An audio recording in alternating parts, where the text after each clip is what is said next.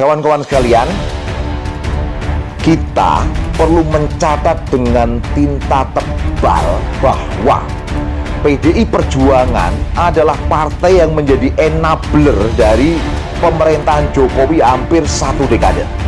PDI Perjuangan dan Jokowi bersama koalisi pemerintahan saat itu termasuk juga Gerindra, Golkar, Nasdem, PAN, P3, PKB adalah pihak-pihak yang paling bertanggung jawab terhadap keluarnya berbagai kebijakan yang mendolimi rakyat dan menyuburkan oligarki seperti Undang-Undang Minerba, revisi Undang-Undang KPK, Undang-Undang Omnibus Law Cipta Kerja, Undang-Undang IKN, Undang-Undang Kesehatan, termasuk juga kebijakan menaikkan harga BBM berkali-kali.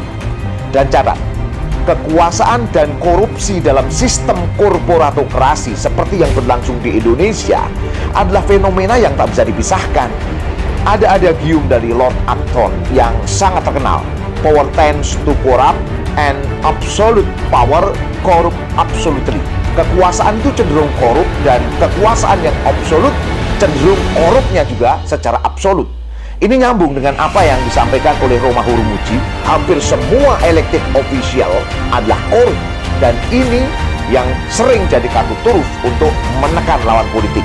Saat ini pola koalisinya juga nggak jauh beda, komposisinya saja yang sedikit berubah seperti ini. Sedangkan PDI Perjuangan berada berseberangan dengan kekuasaan sendirian dia. Diduga kuat Jokowi masih cukup berpengaruh dalam kekuasaan. Prabowo Gibran maknanya Prabowo Widodo lah ya.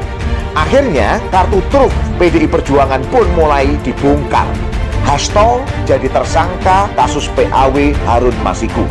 Hal ini diduga kuat untuk menjerat dan menekan, dan mungkin juga untuk membuat tawar-menawar, dan mungkin juga ada kepentingan menuju Kongres PDI Perjuangan tahun ini.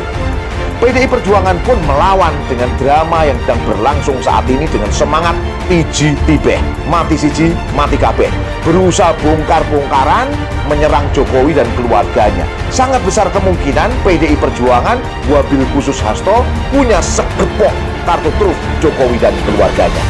Saya menyarankan, kalau mau bongkar-bongkaran sekalian saja total, all in partai politik dicek, seluruh anggota DPR dibongkar, seluruh kepala daerah dibongkar, termasuk pemenang pilpres juga dibongkar, agar negeri ini sadar bahwa ada kerusakan sistemik yang telah merusak negeri ini. Saatnya rakyat negeri ini, baik kalangan elit maupun bawah, sadar bahwa negeri ini memang tidak sedang baik-baik saja.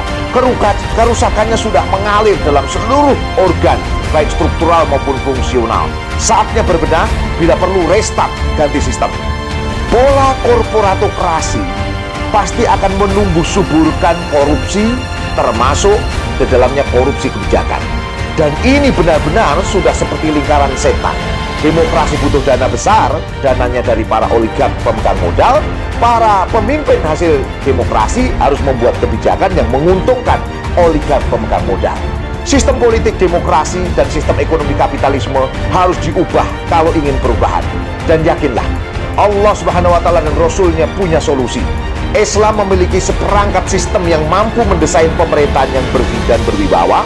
Islam juga punya desain ekonomi yang menyejahterakan. Wallahu a'lam. Sampai jumpa.